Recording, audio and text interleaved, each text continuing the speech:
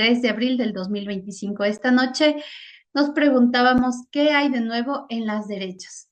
Este conversatorio lo pueden seguir a través de las plataformas virtuales como X, YouTube y también a través de Facebook Live, a través de la XYZ Radio. A quienes, como siempre, les agradecemos por la retransmisión. Bienvenidos y bienvenidas. Bueno, estamos a tan solo 10 días de participar en la segunda vuelta electoral y en esta vuelta electoral se definirá quién gobernará el país por los siguientes años. En este contexto, hemos estado abordando estos conversatorios en relación justamente al tema electoral. Y bueno, hoy hemos decidido ahondar un poco más en estas nuevas derechas, ¿no?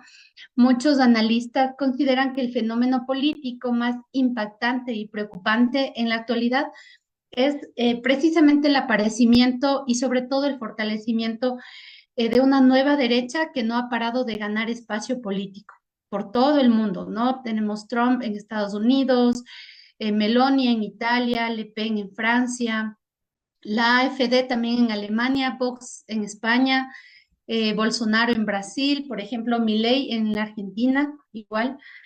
Y lo mismo aquí en Ecuador, ¿no? Para distinguirla de la derecha tradicional, digámoslo así, se le ha dado varios nombres, ¿no? Fascismo, neofascismo, derecha autoritaria, incluso también. ¿Se puede decir que son realmente nuevas estas derechas o al contrario, qué elementos antiguos han sacado nuevamente a la luz, ¿no? Quizás si por ahí se hace el análisis.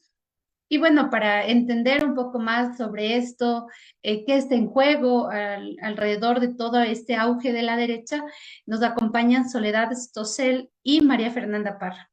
Bueno, Soledad es socióloga y politóloga docente de la Facultad de Ciencias Sociales y Humanas de la Universidad Central y es autora de varios trabajos, ¿no? Me permito mencionar entre ellos el postneoliberalismo, cambio y conflicto político en el Ecuador de la Revolución Ciudadana, su otro trabajo muy importante también, el Estado y representación política durante el ciclo post-neoliberal, el vínculo de poder gubernamental entre los transportistas de Argentina, Bolivia y Ecuador, y además la crisis estatal en Ecuador, ¿no? Donde nos habla sobre el Estado post-neoliberal al Estado predatorio.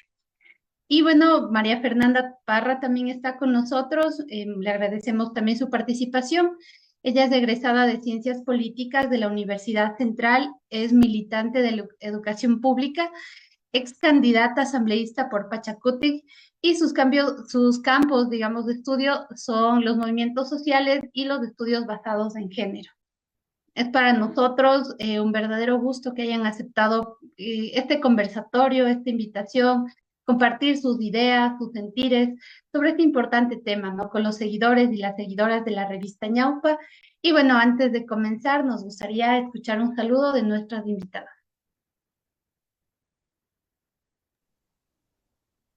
Bueno, buenas noches. Un saludo a todas, a todos los que nos están escuchando. Gracias por esta invitación y para mí es un placer enorme compartir esta conversación, este espacio con Rubí, con María Fernanda y sobre todo celebrar este tipo de espacios, sobre todo en este momento en Ecuador y en América Latina, donde se está jugando mucho, ¿no? Está en juego muchas cuestiones, así que celebro este tipo de espacios para debatir y para conversar.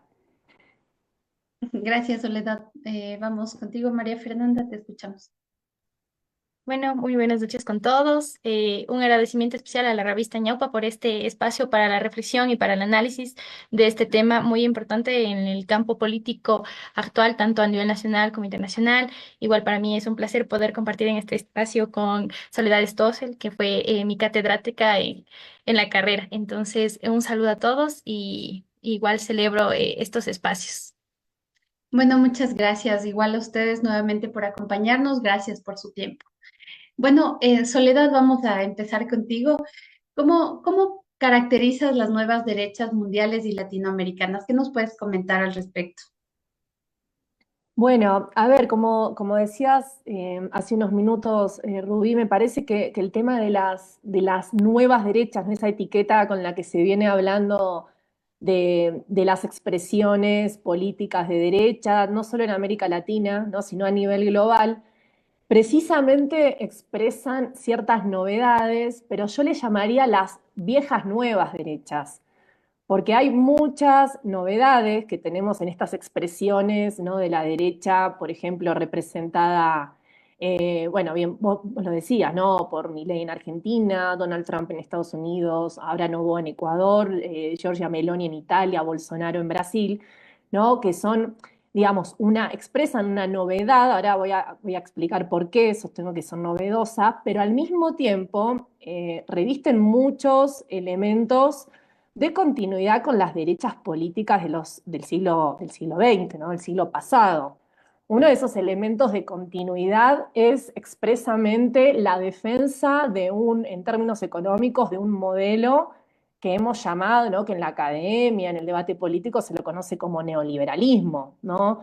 Todas estas derechas, representadas por estos personajes que acabo de mencionar, son defensoras, combaten a favor de la implementación de medidas, de políticas de corte neoliberal. Esto es un ataque al Estado, esto de hay que minimizar el Estado siempre es obeso, el Estado termina siendo corrupto, eh, naturalizan las desigualdades, ¿sí? Creen incluso que las desigualdades son útiles para el funcionamiento de una economía, ¿sí? Capitalista.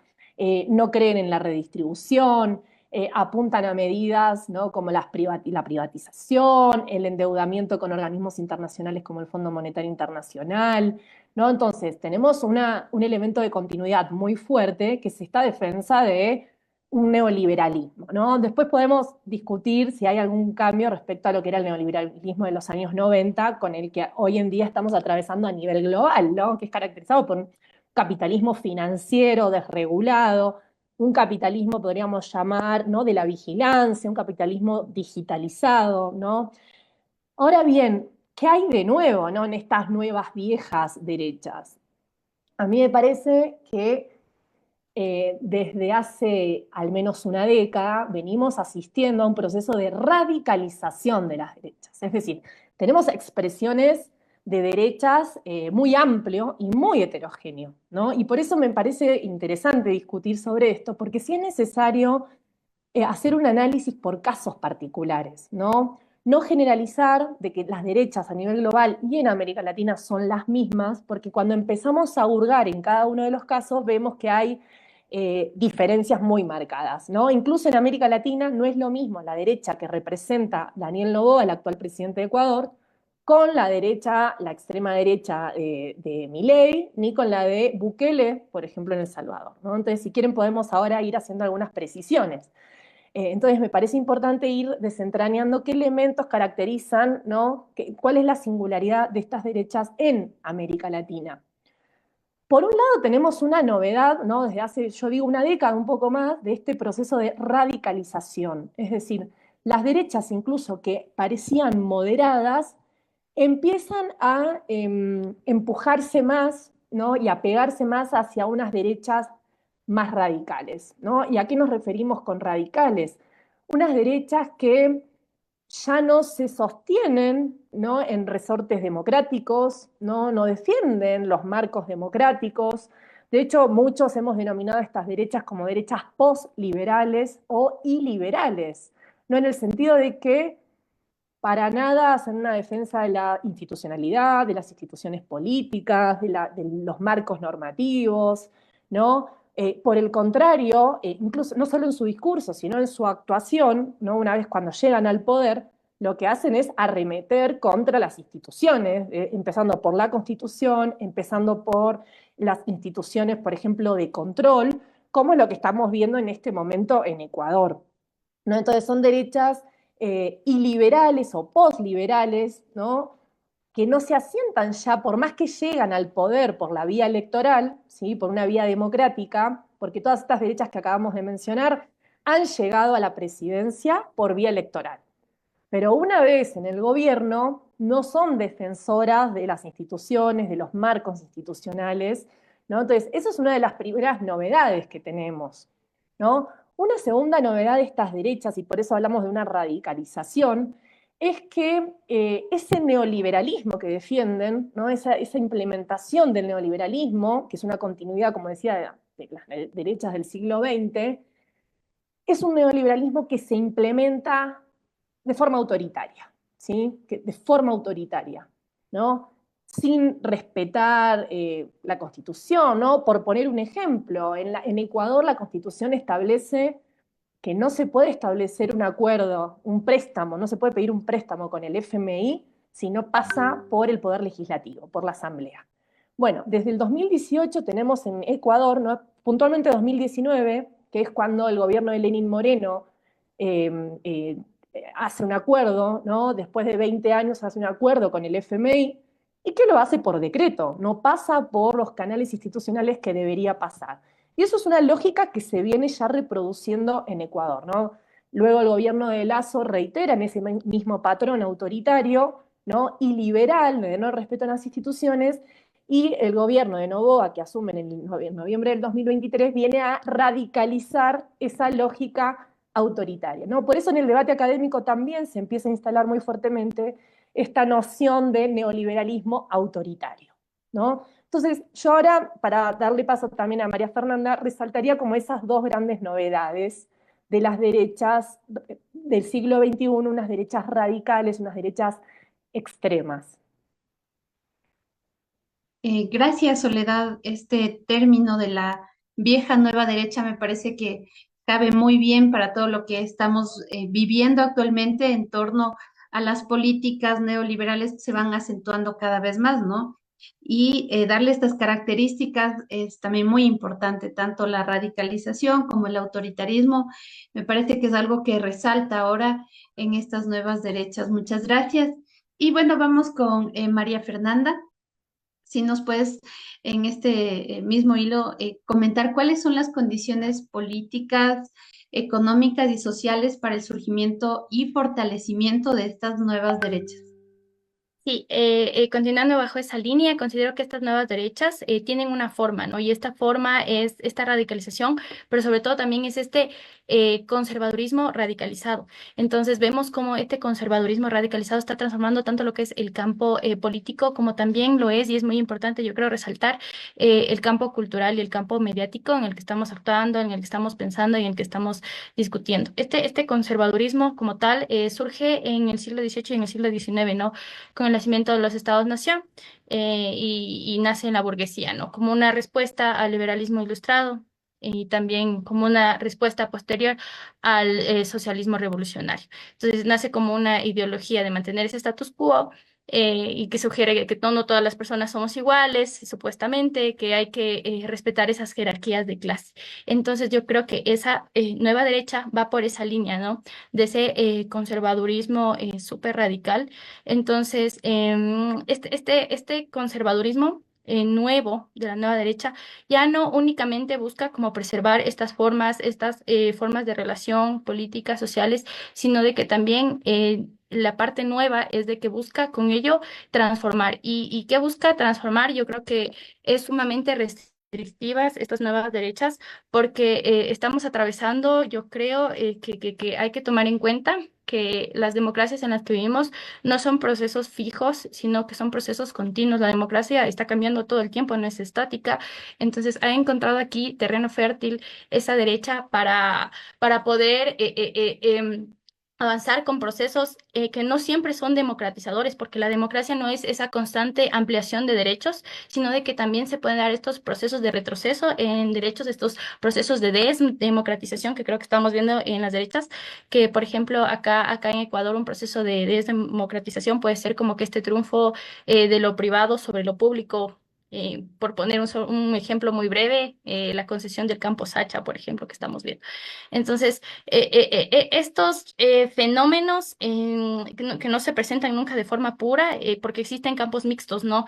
Como puede ser, por ejemplo, los partidos liberal conservadores, también tenemos, por ejemplo, estos supuestos grupos políticos y de extrema derecha. Entonces, esta nueva derecha como tal, que surge también y que se busca distinguir en el siglo XX del nazismo, eh, en el siglo, para inicios de de este nuevo siglo, del siglo XXI, tenemos algo que articula y que le da y que potencializa la fuerza de esta nueva derecha, que es las redes sociales. Porque ahora el nuevo campo ideológico también se está disputando y tenemos que tener especial atención que se está disputando en las redes sociales.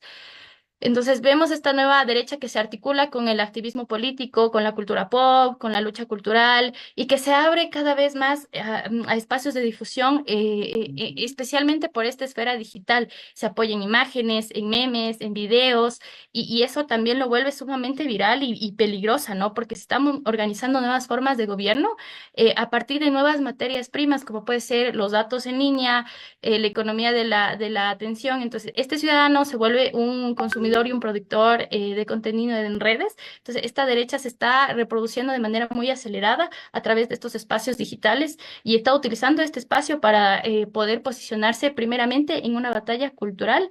Y esta batalla cultural está teniendo repercusión políticamente, ¿no? En las elecciones, como por ejemplo con Trump, ¿no? Con su él tiene su base de estos guerreros culturales que se apoyan en el movimiento RAD, que es esta supuesta derecha alternativa. Entonces, esta supuesta derecha tiene tanto el capital económico como también tiene los protagonistas para poder llegar a seguidores a través de redes, ¿no? YouTube, Facebook, Twitter. Y estos enfoques de esta nueva derecha van desde fantasías evangélicas revivalistas hasta extremos mucho más peligrosos y a los cuales tenemos que estar atentos, como el racismo, el antifeminismo y la misoginia, que esta nueva derecha está estableciendo los temas de conversación, está estableciendo las imágenes, los memes virales. Entonces, eso para continuar y dar paso, ¿no? Muchas gracias. Y a esto sumarle también el uso de la inteligencia artificial en el marco de la digitalización, ¿no? Muy vinculado con las redes sociales. Muchas gracias, María Fernanda. Soledad, ¿qué diferencian a estas nuevas derechas, por decirlo así, de las derechas tradicionales en términos de poder económico, político y social? Bien, a ver, después quisiera agregar algo a lo que dice María Fernanda que me parece sumamente pertinente, ¿no? Esto del conservadurismo en un contexto en el que aparecen nuevas tecnologías, aparecen las redes sociales, ¿no? Que esto es una de las diferencias con las derechas del siglo XX, ¿no?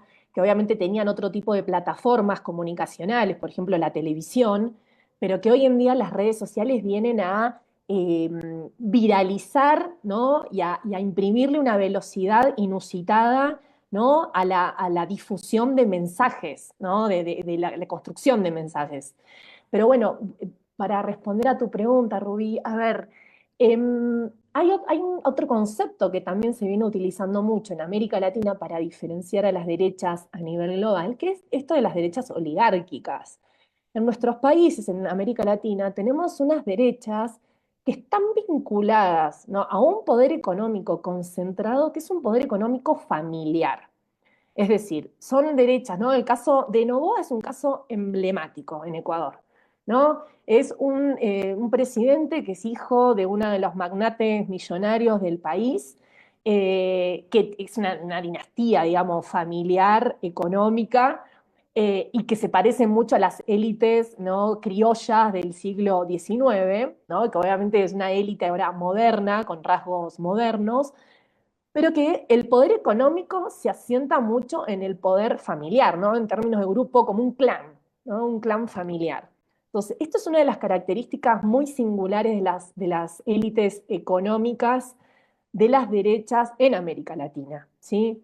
En Argentina, en Chile, en Brasil, en México, tenemos muchísimos casos, ¿no? De grupos económicos, ¿no? Cuya expresión política es una expresión de derecha, que viene atado a una herencia familiar, ¿no? Entonces, esto es algo y que reproducen como grupo familiar, reproducen unas lógicas, ¿no? Que están muy ligadas, por ejemplo, a una lógica de subordinación al gran capital, ¿no? Que esto es otra de las diferencias con las derechas a nivel global, ¿no? Trump, Meloni, la AfD en Alemania son nacionalistas, son unas derechas autoritarias, radicales, nacionalistas, que reivindican la soberanía incluso nacional de sus países, mientras que las derechas oligárquicas de Ecuador, Argentina, México, ¿no? Son derechas que para nada son nacionalistas, no reivindican la soberanía, sino que incluso promueven una subordinación a los grandes centros hegemónicos, ¿no? Tenemos en las últimas semanas tanto Milei como Noboa, ¿no? Que son dos casos bastante comparables de derechas oligárquicas, han tenido, ¿no? estos gestos de subordinarse a Estados Unidos, de obsesionarse con tener una foto en un encuentro con el presidente de Estados Unidos, con Trump, ¿no?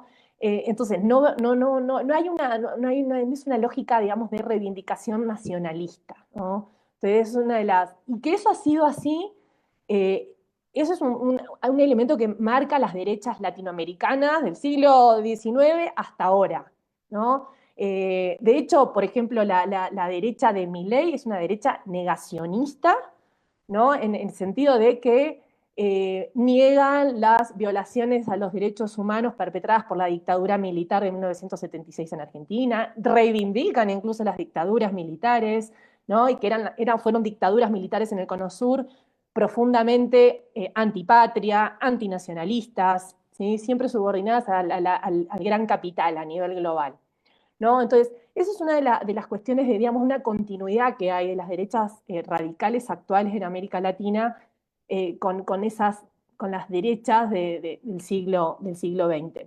Ahora bien, sí es necesario puntualizar en esta...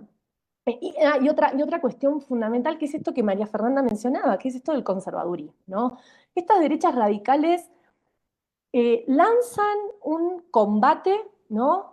contra todo lo que se considera progresismo, ¿no? Que ese es otro concepto así bastante volátil, esto de qué es el progresismo, ¿no? Pero estas derechas emprenden una cruzada contra lo que consideran políticamente correcto, ¿sí? Contra valores progresistas, contra, ¿no? Lo que estas derechas llaman ideología de género, ¿no? Incluso son negacionistas de la violencia de género, ¿no? Niegan la idea del femicidio, que no existe femicidio, que no existe violencia contra la mujer, ¿sí? Y emprenden esta batalla cultural, como mencionaba María Fernanda, ¿no? Es una batalla cultural dirigida a crear sentidos comunes alternativos, ¿no? Alternativos en el sentido de volver a valores que consideran que se han perdido. Por ejemplo, el valor de la familia, ¿no?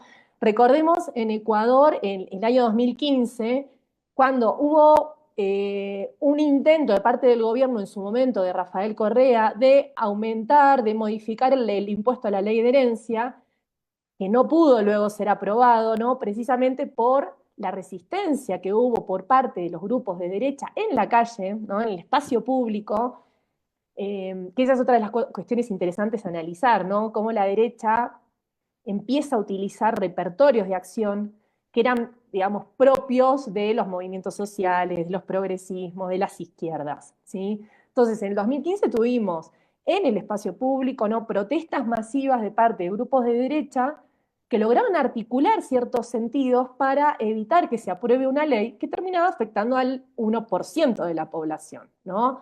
A las clases altas, a las grandes fortunas, y que lo hicieron en nombre de la familia, ¿sí? No podemos permitir que se apruebe un impuesto como la ley de herencia porque va a atacar a la familia, porque va a terminar debilitando a la familia, que es la institución, ¿no? la más importante que hay que defender, ¿no? Entonces, es una apuesta por una batalla por volver a ciertos valores perdidos, ¿no? A volver a un status quo que los progresismos, que las nuevas izquierdas, que los populismos vinieron a destruir, ¿no? Entonces, eso es algo también, y que encuentran, ¿no? en las redes sociales una plataforma a instrumentalizar para construir, ¿no? para construir estos mensajes y tratar de con esos mensajes conectar con los sectores populares, con las clases medias, ¿no? Entonces, eso me parece que es clave y que además es en un contexto de una avanzada, voy a decirlo así, como anticientífica, antiintelectual, ¿no? Estas derechas son profundamente anticientíficas, eso lo hemos visto sobre todo en la pandemia. La pandemia fue un contexto muy favorable a la radicalización de estas derechas, ¿no? Recordemos en el 2020 como, bueno, en el caso de Argentina, Milei logra un protagonismo inusual a partir de la pandemia, de distintos grupos que empiezan a surgir en la sociedad, ¿no? Contra las vacunas, negando la existencia del virus, ¿no? Del COVID, diciendo que era, ¿no? A partir de teorías conspirativas, ¿no? Esto de, bueno, en realidad es algo fabricado por los determinados centros hegemónicos para controlarnos, para disciplinarnos, ¿no? Entonces, son unas derechas bastante anti-intelectuales, ¿no? No creen en el conocimiento, no creen en la ciencia y operan en ese espacio, ¿no? De la posverdad, ¿no? Ya nada es verdad o en todo caso la verdad se construye, ¿no? Y las redes sociales permiten, es una superficie de inscripción que permite muy fácilmente instalar este tipo de posverdades. Y además, y ya con esto cierro mi intervención, las derechas tienen una ventaja, ¿no? Al utilizar las redes sociales por el poder económico que tienen, ¿sí? Hoy en día en Ecuador estamos viendo que estamos en una campaña electoral que es una de las campañas electorales más desiguales de la historia reciente del país, ¿no?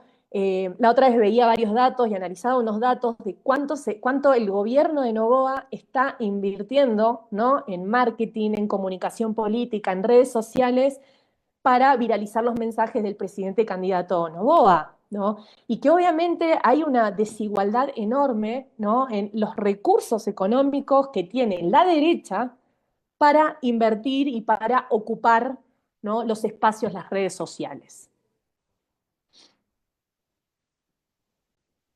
Sí, muchas gracias, Soledad.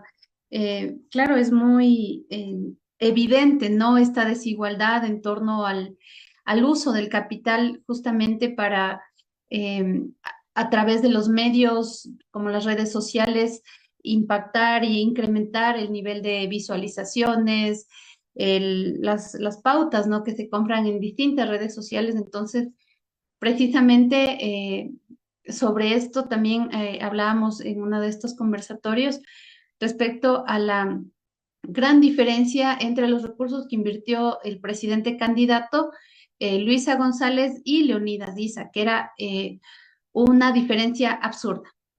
Y bueno, vamos también dándonos cuenta y poniendo en evidencia, ¿no? Desde cuándo están surgiendo estas nuevas derechas. Entonces, es necesario lo que tú has dicho, muy importante lo de la pandemia.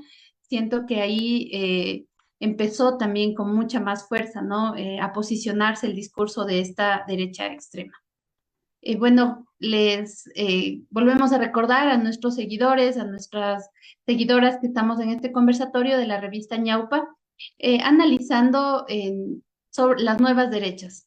Este programa se transmite por varias plataformas, ahora mismo por X y Facebook Live a través de la X10Z Radio y de manera posterior estará en nuestra página de YouTube.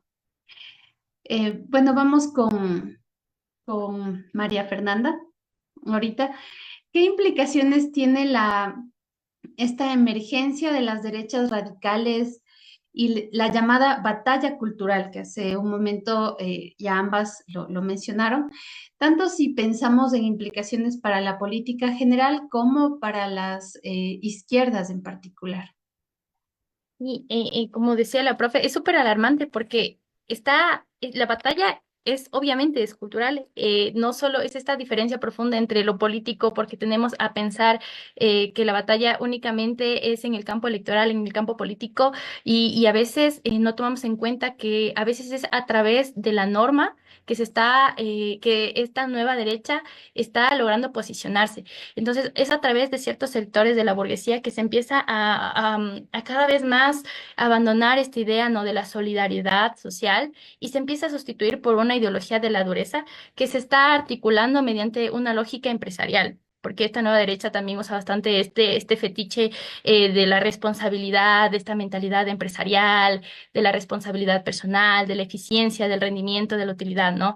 Entonces, y siempre con un desprecio hacia los grupos más débiles, ¿no? Entonces vemos el surgimiento de esto, de esta mentalidad de tiburón, de esta mentalidad de empresa, que cada vez disminuye más el sentido de la justicia y de la equidad y que expresan un autoritarismo que es consciente, es consciente del poder y se lo ejerce mediante estas instituciones, estos medios y como dijo también la profe Soledad, mediante redes.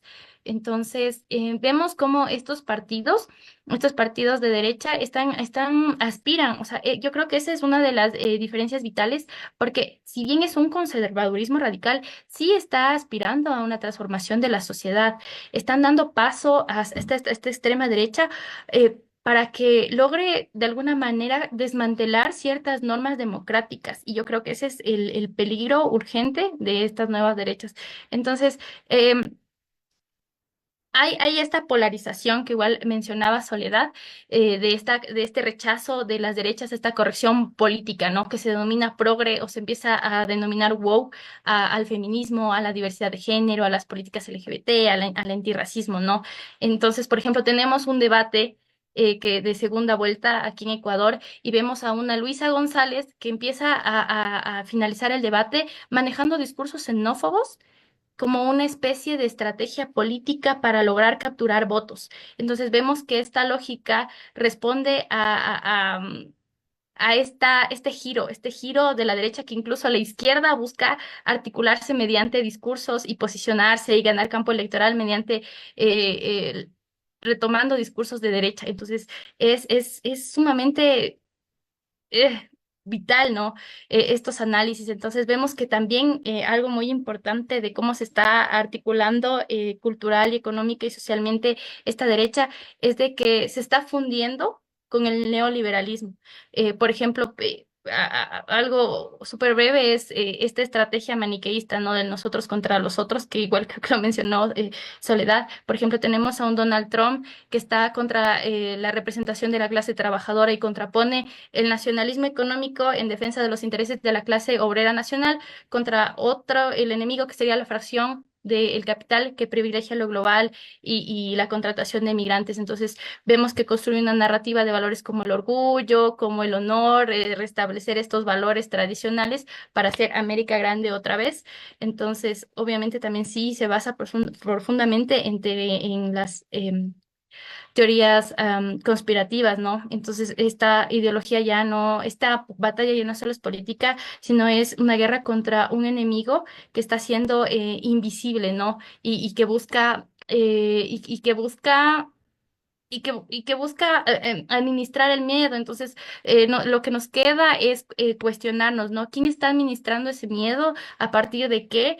Porque eso también es muy importante de esta nueva derecha, ¿no? Que este enemigo está no solo en el espacio de la política formal, sino que es un enemigo muy difuso. Obviamente sitúa todo lo de la izquierda, por ejemplo, volviendo a Estados Unidos, están los antifascistas, el movimiento Black Lives Matter, pero es una imagen tan sombría del enemigo que es tan flexible que cualquiera puede entrar allí y lo más terrible es que como cualquiera puede entrar allí, cualquiera puede ser criminalizado. Entonces también poner énfasis en la construcción del lenguaje de conceptos, por ejemplo, acá en el Ecuador, ¿quién entra bajo todo ese saco de terrorista? O el manejo de actualmente que se está usando de sabotaje. ¿Quién está construyendo esos discursos? ¿Por qué resultan tan efectivos en la derecha? ¿Por qué se reproducen tan rápido?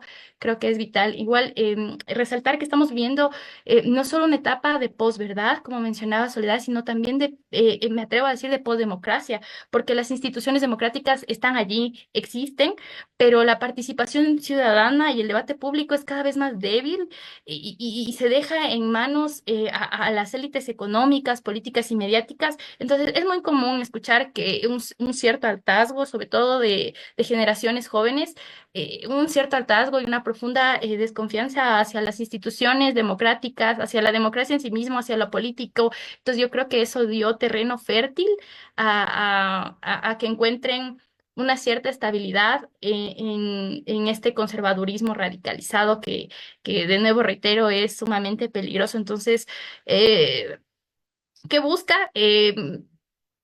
Como dijo Stossel, hay varias derechas Entonces, pero de manera general creo que busca construir núcleos privados, ¿no? Por ejemplo, la familia como núcleo privado y libre contra la intervención estatal. En el campo de la empresa, una asociación libre de emprendedores contra los impuestos. En el caso de los estados-nación, como núcleos libres y autónomos que deben basarse profundamente en tradiciones contra la ONU y todo lo internacional y una serie de antagonismos, ¿no?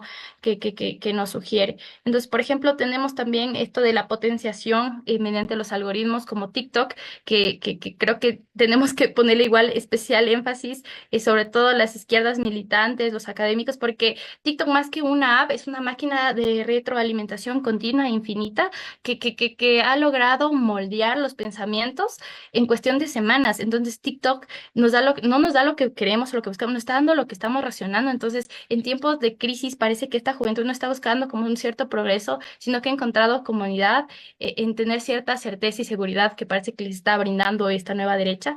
Entonces, encontraron en este conservadurismo radical eso y el algoritmo lo está mega potencializando. Entonces, lo vemos a través de, por ejemplo, tendencias que a la vez son mecanismos y dispositivos de poder. Por ejemplo, vemos esto de las dad wipes, ¿no? De esto de energía femenina, energía masculina, esto de los hombres de alto valor, las mujeres de alto valor, que también pareciera que no, pero responden a este conservadurismo radicalizado, responden a esta tendencia de la generación Z y de los centennials a inclinarse hacia valores profundamente conservadores y son ellos que en el campo electoral también están dando su voto a esta nueva derecha. Entonces, bueno, eso es lo que puedo mencionar, ¿no? Creo que es importante tener en cuenta que muchas de estas estrategias son invisibles, ¿no? Por ejemplo, podemos ver a través del humor, ¿no? Que se ve como sutil, pero a la vez es bastante insidioso, que hace que ideas que antes nos parecían súper extremas, parezcan como que inofensivas. Entonces, creo que ningún joven entra directamente a consumir contenido misógino, racista o transfóbico porque le interese, porque tiene un interés genuino, sino de que empieza a través de que compartir memes de humor negro sobre las feministas locas, los pronombres son ridículos, el uso del lenguaje inclusivo no sirve, los hombres no son princesos, debe reprimirse sus sentimientos, las mujeres tienen que ir a la cocina. Entonces yo creo que ningún joven entra, sino que encuentra, se ríe, lo comparte, pero un día ya lo hace de manera consciente. Entonces, un simple chiste en redes se puede convertir en una creencia muy arraigada de nosotros mismos. Entonces creo que estamos siendo lo que estamos consumiendo y es triste porque no hay como un salón específico donde de manera cuidadosa y maligna se esté como que moldeando el contenido que nos va a radicalizar, sino que se está priorizando la retención sobre la realidad. Y en determinado momento ya no elegimos, no estamos eligiendo lo que estamos viendo, lo que estamos consumiendo, lo que estamos reproduciendo, sino de que el algoritmo está pensando por nosotros y estas tendencias no son una casualidad, no son una casualidad, sino que están respondiendo a estas tendencias de la extrema derecha y de este conservadurismo radicalizado. Entonces, eso, igual el ataque ya no es para nada frontal, sino que ya no se presenta como un odio, ¿no? Porque ahora ese odio tienden a botárselo a la izquierda, ¿no? Como que la izquierda es la insidiosa. Entonces, para no hacer directamente estos ataques, lo hacen con preguntas incómodas, ¿no? Por ejemplo, si el feminismo es tan bueno, ¿por qué las mujeres ahora son más infelices que nunca? ¿Por qué nos obligan a aceptar identidades de género si no todos estamos de acuerdo? El racismo también excluye a los blancos. Entonces, este tipo de preguntas que antes, y este tipo de contenido que antes lo encontrábamos en foros, en grupos extremistas, ahora está ahí a la luz del día. En Twitter, en TikTok, en YouTube, tristemente disfrazado de análisis, de críticas sociales o de sentido común, disfrazada de pensamiento crítico para poder ser aceptado y ofrecer respuestas simples a problemas que son mucho más complejos. Entonces yo creo que eso es lo peligroso de esta nueva derecha, la viralidad que ha conseguido y cómo se ha construido en este campo digital, porque es diferente, ya no hay un dictador, no hay un régimen específico, no hay una guerra como tal, sino de que sucede en relativo silencio y yo creo que el principal motor de esta nueva derecha es el miedo. Muchas gracias, María Fernanda. Muy interesante lo que acabas de mencionar y me parece relevante también en el marco de estos antagonismos sutiles que plantean en estas tendencias o ya en otros espacios, pero principalmente en las redes sociales está también otra de las características de la derecha, ¿no? Que sigue subiendo como es la antimigración. Entonces, poner a las clases populares versus los migrantes, entonces me parece que también es necesario hablar sobre eso, ¿no? ¿Qué está pasando con las políticas migratorias? Que al final de cuentas también en todos estos gobiernos de derecha, de ultraderecha que se están posicionando, va de cajón en sus discursos. Bueno, vamos, Soledad, ahora contigo. ¿Qué posibilidades tienen las nuevas derechas para conformar nuevos bloques de poder con todo lo que hemos comentado? Bueno, esa pregunta me viene muy bien porque justamente quería aludir a eso. Quisiera retomar, aprovechando que María Fernanda mencionó el tema de los jóvenes, ¿no? ¿Por qué? Porque se viene instalando muy fuertemente, ¿no? Esta idea de que los jóvenes son los que han dado el apoyo a los que actualmente son presidentes de derecha, ¿no? El caso de Noboa en Ecuador, de Milei en Argentina, Bolsonaro en su momento en Brasil. Y realmente cuando empezamos a ver ciertos datos, empezamos a ver que no es tan así, ¿no? O sea, se ha instalado mucho, ¿no? En redes sociales esto de que los jóvenes terminan dando el apoyo a se han derechizado, ¿no? Para decirlo rápidamente.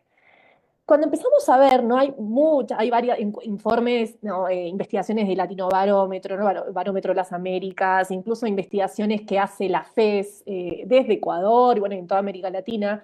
Los datos lo que nos arrojan es que los jóvenes, las jóvenes, sobre todo las jóvenes, son progresistas, ¿sí?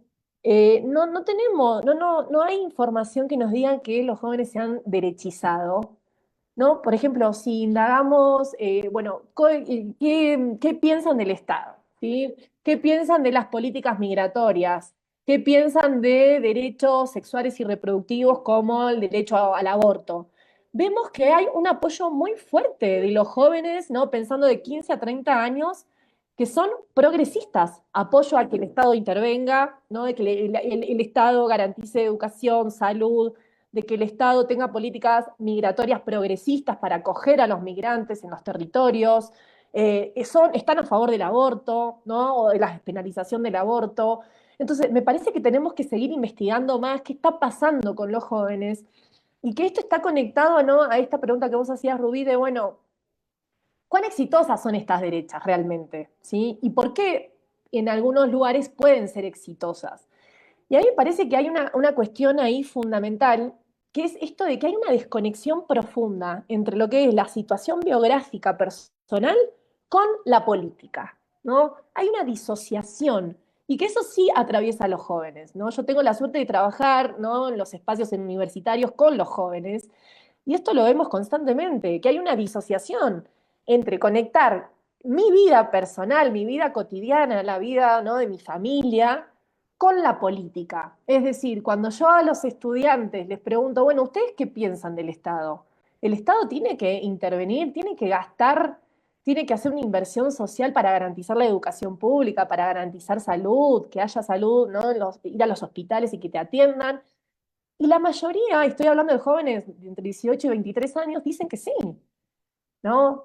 Pero después no hay una conexión, no hay una politización de eso, ¿no? Entonces, me parece que esa despolitización es un escenario muy proclive a que la derecha pueda ser eficaz con sus discursos, ¿sí? Con esos discursos de el Estado no sirve para nada, el Estado de eso lo único que hace es gastar, gastar y gastar, y eso no tiene por qué estar garantizando derechos, ¿no?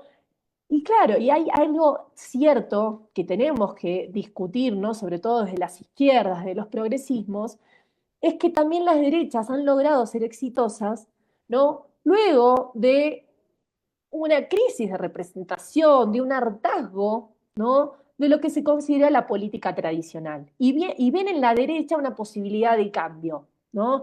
Hemos tenido en América Latina durante 15 años gobiernos de centroizquierda, de izquierda, progresistas, pero que han llegado, digamos, a mitad de camino con esa promesa de inclusión social, ¿no? Con esa promesa de que el Estado les puede dar servicios públicos de calidad, de que el Estado, a partir de que los ciudadanos paguen sus impuestos, les va a devolver esos impuestos, ¿no? Con educación de calidad, con salud, con vivienda, con seguridad.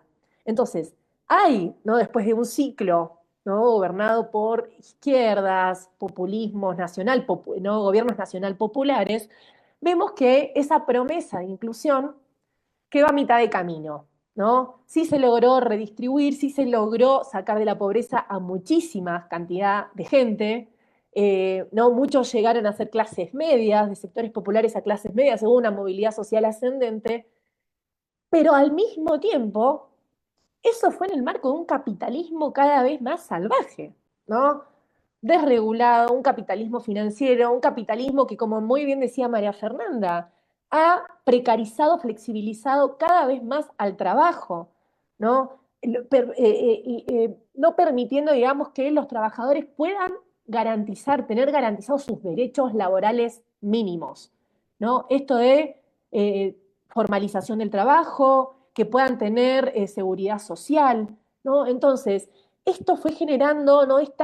Un caldo de cultivo para que estas derechas, con ese discurso de sé tu propio jefe, emprende, ¿no? Si no te va bien es por responsabilidad tuya, ¿no? No porque hay un sistema, ¿no? Que es el capitalismo, que produce un capitalismo neoliberal, financiero desregulado, que justamente produce esto, ¿no? Sujetos explotados, sujetos que no tienen, ¿no? derechos, ¿no? Sino que se habla en términos de son privilegios, ya no hay esta lógica, este vocabulario de los derechos, ¿no? Entonces, claro, conecta muy bien con esa cada vez más masa de trabajadores que lo hacen, que son explotados, que no tienen ningún tipo de garantía, ¿sí? Que trabajan más de 8 horas, ¿no? Los que tienen suerte de tener trabajo lo hacen más de 8 horas sin ningún tipo de resguardo, de garantía, no tienen seguridad social, ¿sí? Entonces, vemos que eso es producto también, ¿no? de ciertas promesas incumplidas que se generaron durante el ciclo, ¿no? en que gobernaron expresiones de centro izquierda, izquierda, progresistas, ¿no? Y después tenemos lo otro, ¿no? Esto de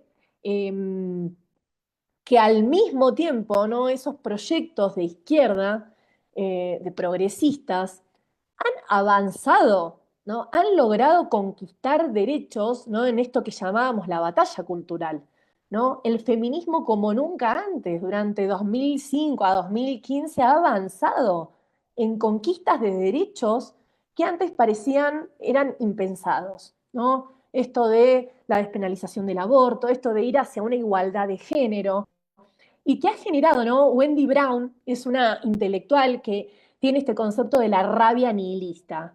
Es decir, ¿qué significa? Ese avance, esa conquista de derechos, ¿no? Para minorías, para sectores históricamente explotados u olvidados, ha erosionado las expectativas, sobre todo de ciertas clases medias, ¿no? Y sobre todo de hombres, de los varones, generando esto que Cristina Vega y Ailín Torres en un libro muy interesante llaman la reacción patriarcal, ¿no? Esto es, estos derechos que se han conquistado no se está dejando afuera, no se está excluyendo, ¿sí? O no se está estigmatizando, ¿no? Generando toda esta, lo que Wendy Brown llama esta rabia nihilista. Esto es, hemos perdido los valores tradicionales, ¿no? María Fernanda ponía esos ejemplos. Bueno, ¿cómo así ahora las mujeres disputan, ¿no? esos roles de género que se habían atribuido? Bueno, entonces, es toda una superficie de inscripción, ¿no? que es muy instrumentalizada por estos discursos, ¿no? Xenófobos, misóginos, homofóbicos, que enarbolan estas derechas. Gracias, Soledad. Bueno, vamos con María Fernanda. Tenemos una pregunta más. ¿Estas derechas radicales en Latinoamérica tienen posibilidades de constitución en los escenarios nacionales o indefectiblemente necesitan el apoyo internacional, sobre todo de Estados Unidos y en este caso Trump en concreto? Yo creo que que estamos atravesando, como dijo, esto es un capitalismo, si bien es financiero, también tenemos que tener en cuenta que es un capitalismo globalizado. Entonces, vemos curiosamente que esta semana, a pesar de que vemos que se articula pero son diferentes derechas. Vemos que a pesar de que tenemos aquí la derecha con Noboa, la derecha de Milei, eh, en un giro tal vez inesperado por muchos, tal vez para otros muy obvio, Donald Trump impone aranceles.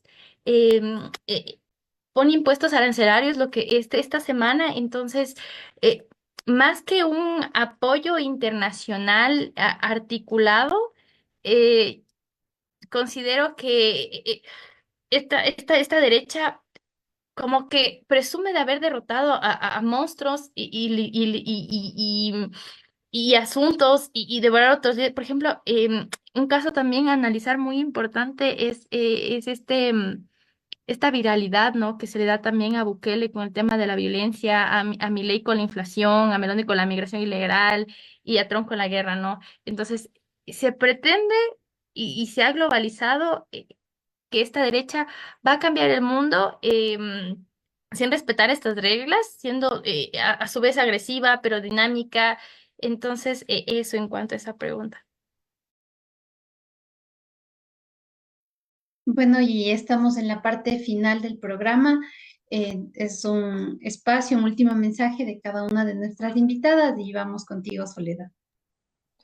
Bueno, a ver, algo importante que no hemos mencionado, ¿no? Porque como en esta conversación nos abocamos a hablar de las derechas, y pareciera, ¿no?, que las derechas son absolutamente hegemónicas y que no hay espacio de disputa. No, yo creo que justamente ese avance de las derechas radicales sí está siendo disputado, sí hay un espacio para ser disputado, ¿no? Hoy en día en Ecuador, de cara a la segunda vuelta electoral, tenemos claramente, digamos, dos proyectos en disputa, ¿sí?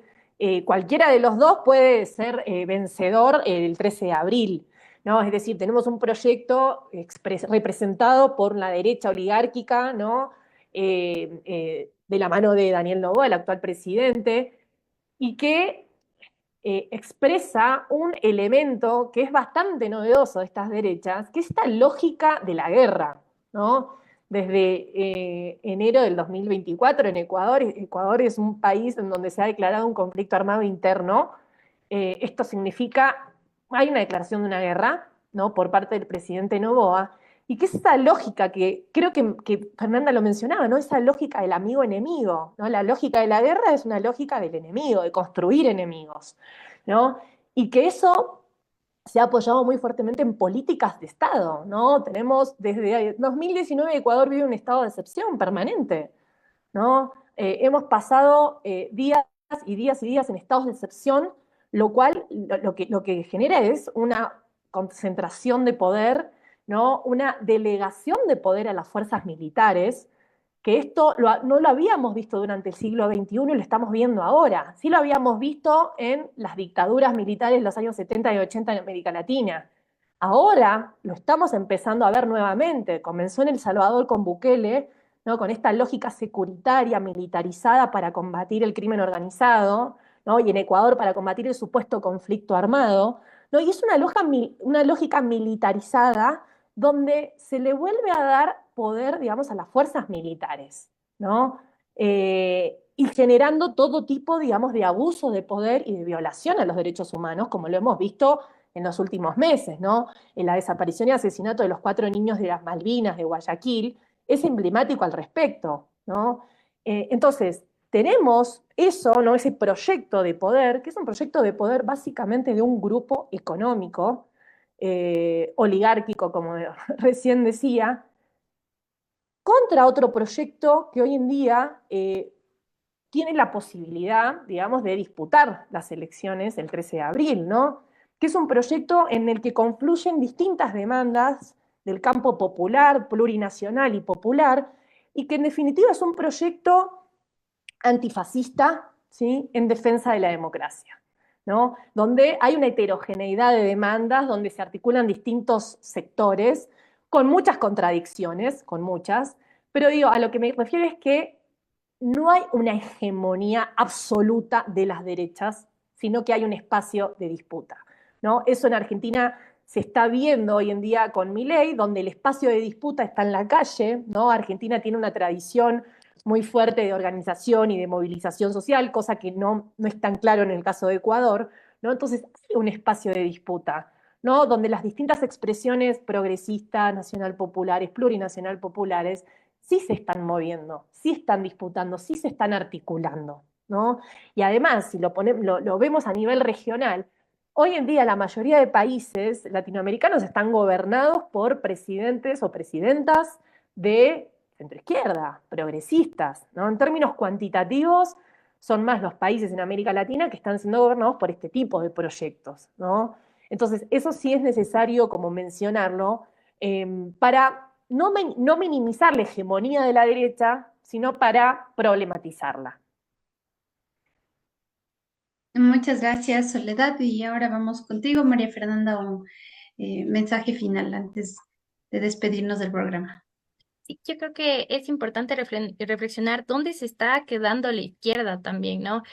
Porque si bien estamos ahorita reflexionando y analizando de esta nueva derecha, cabe preguntarnos si, si hay una nueva derecha, la izquierda se está quedando vieja en ese sentido. Entonces, yo creo que lo que nos queda es desarrollar este pensamiento crítico, ¿no? Una identidad propia, cuestionar este consumo y sobre todo también yo creo que a una falacia o un error que tiende a cometer la izquierda es de que no genera espacios accesibles, tal vez de disputa, ¿no? Que tal vez en eso se le está adelantando un poco a la derecha y es peligroso. Entonces yo creo que eso, ¿no? Que esos espacios em, eh, esos espacios de conocimiento, esos espacios que se están disputando, esos espacios de generación de información, tienen que ser cada vez más accesibles, ¿no? Y no solo quedarse en los sectores intelectuales, no solo quedarse en la academia, y que creo que es lo que le ha funcionado y la estrategia que está dando frutos en la derecha. Eso, ¿no? Y muchas gracias, igual, un placer. Muchísimas gracias. Y bueno, ahora más que nunca es necesario, frente a esta despolitización, reflexionar, ¿no? Y precisamente en esta noche nos acompañaron María Fernanda y Soledad, quienes compartieron sus conocimientos al respecto y nos dan también herramientas para seguir reflexionando, pensando, debatiendo alrededor de esto y sobre todo pensar en los modos de enfrentar estas nuevas derechas, ¿no? Agradecemos a toda la audiencia en este conversatorio que nos acompañaron y les invitamos siempre a participar en este espacio de reflexión y debate en nuestras plataformas de Facebook, X y además en nuestra página web en donde encontrarán algunos artículos relacionados muy importantes también para el debate. Esperamos contar con su participación en el próximo programa y muy buenas noches. Gracias nuevamente a nuestras invitadas. Muchas gracias. Gracias, buenas noches.